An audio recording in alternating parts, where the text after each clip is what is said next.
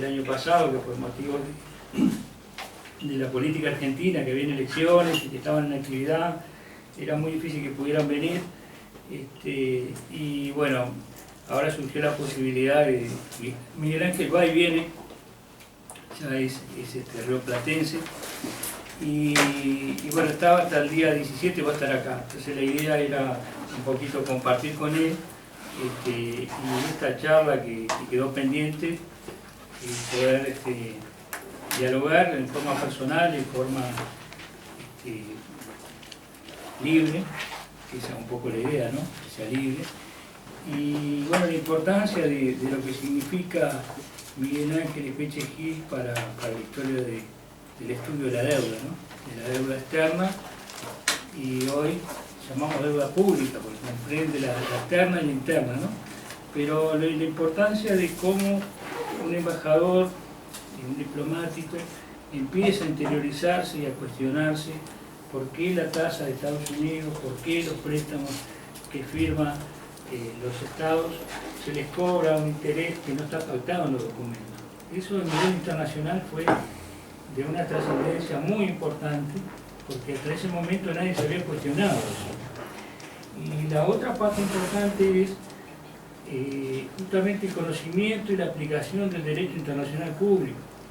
Ese derecho internacional público que rige, que está vigente, pero que sin embargo en materia de deuda parece que no existiera. Parece que los estados se transforman en ciudadanos cuando la normativa internacional dice otra cosa. Entonces ese estudio, que a mí fue una de las cosas que siempre me pregunté, ¿por qué esta gente se está preguntando eso? Y bueno, fueron los arranques para que yo iniciara los estudios de la deuda. Entonces, soy profundamente agradecido de que gracias a Miguel y otra gente uno haya comenzado ese camino. Y la otra posibilidad es que justamente nos explique en qué consiste la doctrina creada por él y qué aplicación tendría hoy, en el siglo XXI, esa aplicación de esa teoría. Y bueno, te dejamos para que vos nos cuentes. Bueno, muchas gracias, Ramiro. Quería decirles que curiosamente con Ramiro nos conocimos, pero no en el Río de la Plata, sino nos conocimos en Ecuador, a raíz de la auditoría de la deuda externa ecuatoriana hace unos años, ya con un amigo común, con Alejandro Hornos. Y bueno, lo que les quería decir es que estamos, el equipo nuestro, sumamente contentos con esta idea de Ramiro de establecer una red internacional sobre el tema de la deuda y la creación de cátedras en torno a esto, porque curiosamente esto se da en un contexto muy difícil para la cátedra nuestra, como les decía hace un rato, ya que el año pasado no pudimos reunir el número suficiente de alumnos para dictar el curso. Pensamos que había un sabotaje, incluso pensamos que había un sabotaje de la Cámpora. La Cámpora es una agrupación ultra kirchnerista, que son de un fanatismo desenfrenado y que, como nosotros cuestionamos la versión oficial del desendeudamiento, porque en realidad no solo no ha habido desendeudamiento, sino que un aumento enorme de la deuda, pensamos que podía haber sido que nos hubieran perturbado la convocatoria de alumnos. A lo mejor hubo algo de eso, pero en realidad lo que se dio es, les contaba, que el año pasado se crearon varias universidades artificialmente en la periferia de la ciudad de Buenos Aires, con lo cual muchos alumnos potenciales, por razones comprensibles de comodidad y distancias, prefirieron anotarse en esas universidades, a pesar de lo precario de su formación académica, porque los planteles de profesores son prácticamente inexistentes. Prefirieron eso y no anotarse en la UBA. Así que se nos dio eso, que no pudimos dictar el curso, y vamos a ver qué pasa ahora. Entonces, cuando me dice Ramiro que se está organizando esta red que incorpora juristas uruguayos, colombianos, brasileños, es decir, si abre una perspectiva internacional sumamente interesante, que me compensa de la amargura de la fractura, de la falencia que tuvimos en la cátedra nuestra. Así que nos encanta poder transmitir nuestra experiencia, nuestra vivencia en torno a esto.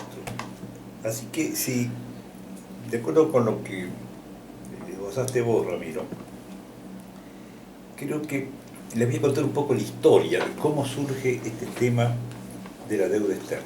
Es decir, no el tema, sino el acercamiento al tema. Esto, la historia moderna de la deuda empieza en los años 70 del siglo pasado. En realidad es una vieja historia que en el Río de la Plata empezó en el siglo XIX, pero eso ya es un tema superado. Un crédito que la Argentina tomó a la Baring Brothers en el año 1825, que recién se terminó de pagar en 1906, casi un siglo después. Pero esa es la historia antigua. Fueron los que financiaron la guerra de la Triple Alianza, la Baring. Sí, pero esto fue antes que eso. Sí, pero ese también. endeudamiento que usted dice fue para financiar la guerra de la Triple Alianza con Mitre. No, eso fue mucho después. La primera deuda de los Baring Brothers es 25 años antes de la guerra de la Triple Alianza. Pero coincide que después financiaron la guerra también de la Triple estuvieron Alianza. en la segunda. Entonces, el tema es este. Vamos a hablar de los años 70.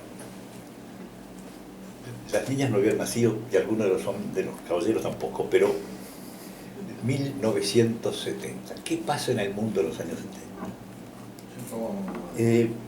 El precio del petróleo era sumamente bajo. Costaba 80 centavos de dólar el barril o $1 el barril para mucho. Entonces, esto, a pesar de que el dólar valía más que ahora, era un regalo. Es decir, los países industrializados se beneficiaban con este dólar a un precio absurdamente bajo, pero cuando empiezan los años 70, se produce el tema financiero en Estados Unidos, el tema del dólar, deciden aumentar el precio del petróleo y pasan a cobrar $15 por barril. Eso trajo una convulsión enorme en el mundo industrial, porque claro, el combustible principal, que es el petróleo, lo tenían prácticamente gratis y de pronto tienen que empezar a pagar $15. Bueno, trajo un problema enorme. ¿Qué significó? Que los países productores, principalmente los jeques del desierto, es decir, Arabia Saudita, todos los productores, se encontraron con una enorme masa de dinero en muy poco tiempo. ¿Qué hicieron con esa plata? La colocaron en la banca internacional. Eso se llamaron los petrodólares, provenientes del nuevo precio del petróleo. Entonces, los bancos quisieron, bueno, su negocio, colocar su mercadería, es decir, los nuevos dólares, pero con un fuerte apoyo político. Y venían las delegaciones de los bancos a todos los países de América Latina, de África, de Asia, ofreciendo créditos. Y el mensaje era este: tenemos esta cantidad de dólares disponibles, aprovechen estos créditos, que es baratísimo, ustedes pueden retomar el camino del desarrollo, hacer lo que quieran con estos dólares, construir caminos, escuelas, es decir, todo lo que se puede hacer con estos capitales. Y así las cosas recorrían el mundo, estas delegaciones de los bancos. Cuando hablo de los bancos es Chase Manhattan, Citi, los grandes bancos. Y empezaron a otorgar créditos en un panorama en que el dinero, el dólar, estaba bajísimo. Es decir, tal era la oferta que la tasa de interés era muy baja. Nunca había superado la tasa de interés del dólar el 6% anual. Era un valor entendido que era ese. 6% era lo máximo imaginable, pero como había tanta disponibilidad era mucho menos. Entonces, esas delegaciones que recorrían el mundo ofreciendo dinero recibieron, no obstante, una advertencia muy firme de alguien proveniente del riñón del capitalismo, que era nada menos que McNamara. McNamara fue secretario de defensa del presidente Kennedy y presidente del Banco Mundial, un hombre destacadísimo del mundo financiero. Y él dice, no, es muy peligroso otorgar créditos a países en desarrollo sin que esos créditos estén vinculados directamente a alguna obra concreta del desarrollo, es decir, a un plan vial, a un plan ferroviario, a una red de hidráulica, a obras públicas, a escuelas, pero darles la plata porque sin una aplicación puede ser una bomba de tiempo para después. Y fue tal que lo que ocurrió, porque se tomaron indiscriminadamente una enorme cantidad de créditos.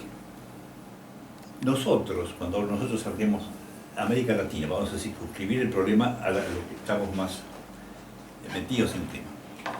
A partir de los años 70, tomamos, y si digo tomamos entre comillas porque no siempre fue auténtico el crédito que se daba, ¿no?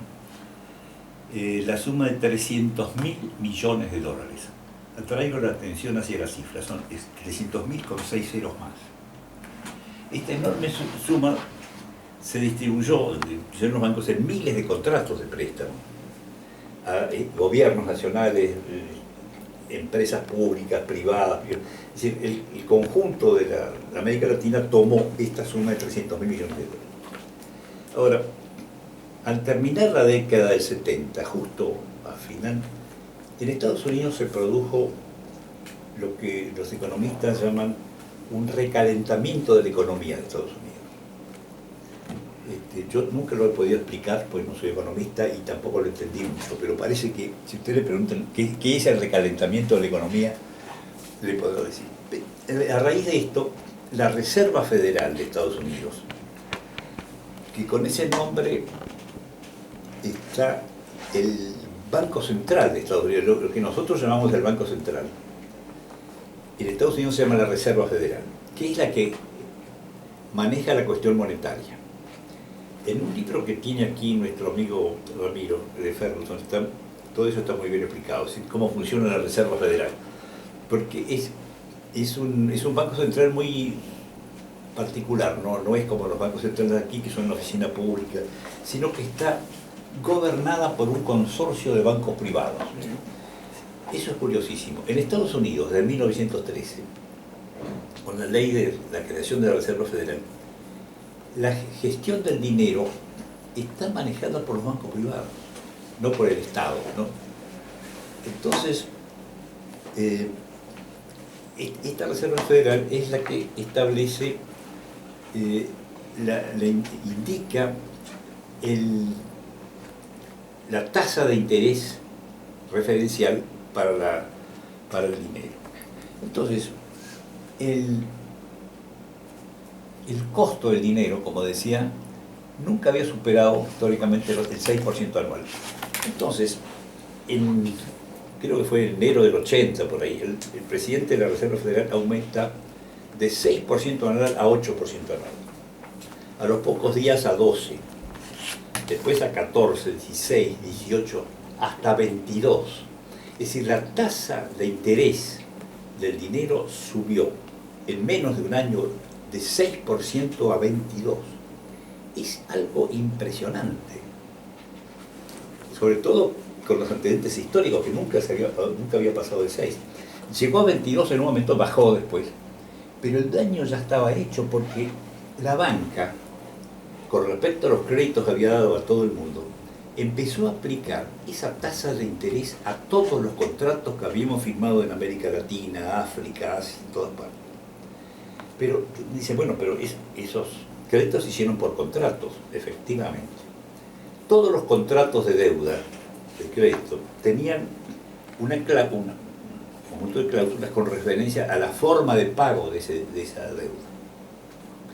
Y no establecía un dígito, digamos, tanto por ciento, sino que decía, una fórmula elástica, decía, la tasa de interés que devengará este crédito será determinada por el acreedor en función de las fluctuaciones del mercado de dinero mundial, la tasa LIBOR, es decir, todo eso es lo que el sistema financiero tiene para...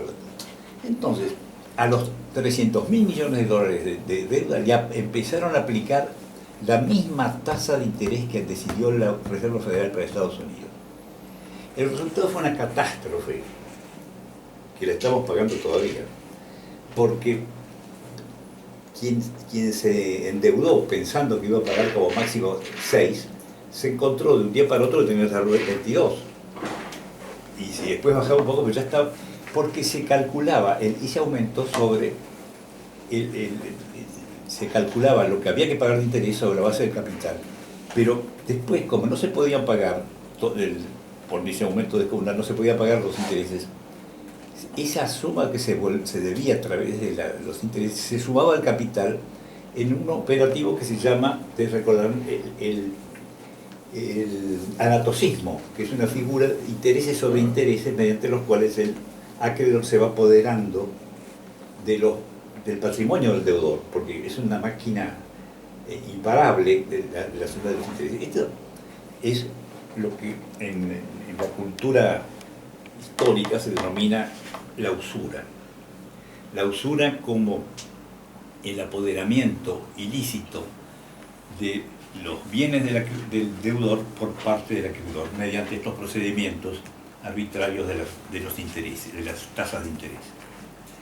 Entonces, ¿qué fue lo que ocurrió? El resultado fue este. Desde 1980, cuando empieza el aumento de las tasas de interés, hasta 1989, por esos 300.000 millones nominales que habíamos recibido, el desembolso de nuestros países fue de 740.000 millones de dólares. Por aquellos 300.000 millones pagamos desde 1980 a 1989 740.000 millones. Ese es el meollo de la deuda, ese es el resultado del aumento unilateral de las tasas de interés que aplicaron los bancos con respecto a la deuda de los países latinoamericanos y de todo el mundo. Esto es el tema central del que tenemos que concientizarnos, porque este hecho que yo se los estoy contando a ustedes, porque además está en los diarios, es decir, en su momento se supo todo esto, pero no hubo una concientización sobre el grado de perversidad de este hecho, y se perdió la noción de que se estaba ante un hecho insólito e inédito de usura no continental, mundial. Es decir, no es el usurero de barrio que se aprovecha el farmacéutico en dificultades y le saca un pagaré dándole menos plata y lo ahorca económicamente. No, esto es la misma perversidad, pero en una escala mundial. Entonces, ya en 1989, habiendo pagado estos 740.000 millones, la deuda había crecido otros 700.000 millones.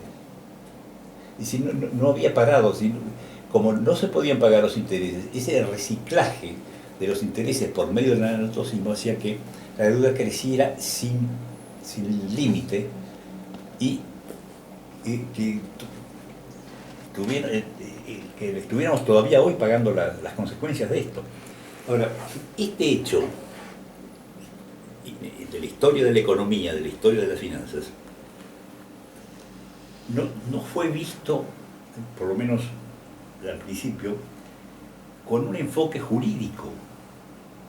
Yo les he insinuado ya de qué manera nos acercamos al derecho, calificando esos hechos con la óptica incluso del derecho civil. Y estamos hablando de una figura de derecho civil y penal que es la usura. Entonces, los bancos beneficiarios de esto jamás permitieron que se difundiera, pues, tomar conciencia de la perversidad moral y jurídica que significó el aumento de la tasa de interés.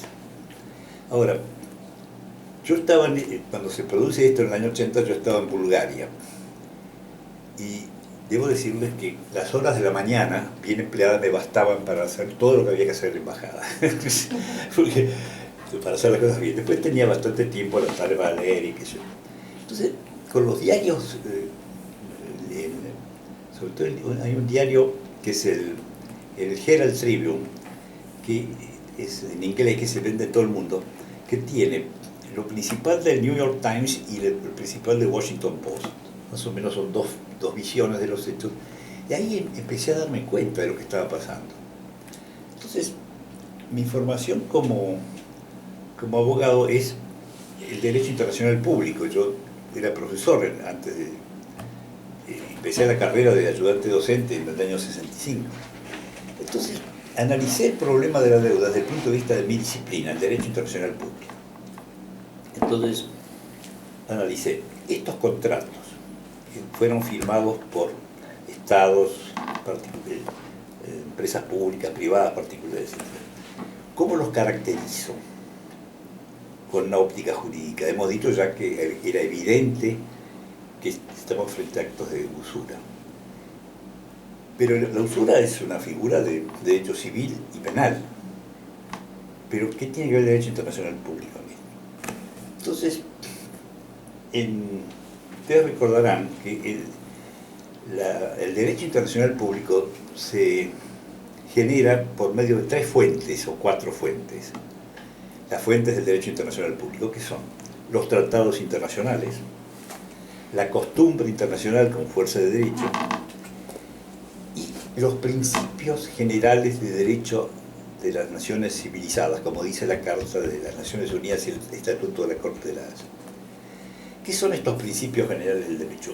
Ante distinguidos abogados no les voy a explicar esto, ustedes lo saben desde que estudiaron Introducción al Derecho, pero conviene que recordemos que los principios generales del derecho son el basamento de todos los derechos, de toda la legislación históricamente. Si ustedes dicen, además es parte del sistema civilizatorio. Cuando nosotros decimos, olvídense que son abogados, una persona cualquiera se le dice, bueno, hay que indemnizar cuando se causa un daño. Bueno, lógico, es una perogrullada. Eso es un principio general de derecho. Cuando se dice, nadie puede ser juez y parte en una controversia. Bueno, parece una cosa de lógica. Sí, por supuesto, pero es un principio general de derecho. Sí, montones de conductas que tan elementales como estas dos que acabo de mencionar, que están en la convivencia diaria, ¿de cierto? Y además están en la legislación, porque la ley se apoya en estos precedentes antiguos de los principios generales de derecho. Estos principios generales de derecho tienen su raíz en todas las culturas jurídicas del mundo, sobre todo el derecho romano, que es el que más nos atañe a nosotros porque es el más inmediato históricamente, pero también en las culturas jurídicas del mundo islámico, sobre todo del hinduismo. Es decir, son principios de la humanidad, son principios generales del derecho. Y entonces, recordando lo que dije hace un rato, si efectivamente el alza unilateral de las tasas de interés de la deuda externa, como se efectuó realmente en los años 71-80, son actos de usura, porque involucran el concepto de anatocismo, entonces quiere decir que esos contratos, aparte de violar eventualmente leyes civiles o penales, vulnera el derecho internacional público, porque está atacando el principio general de derecho que reprime las prácticas usurarias. Es decir, esta es la manera mediante la cual, por aplicación de la lógica más elemental, el fenómeno de la deuda externa cae también dentro de la órbita del derecho internacional público.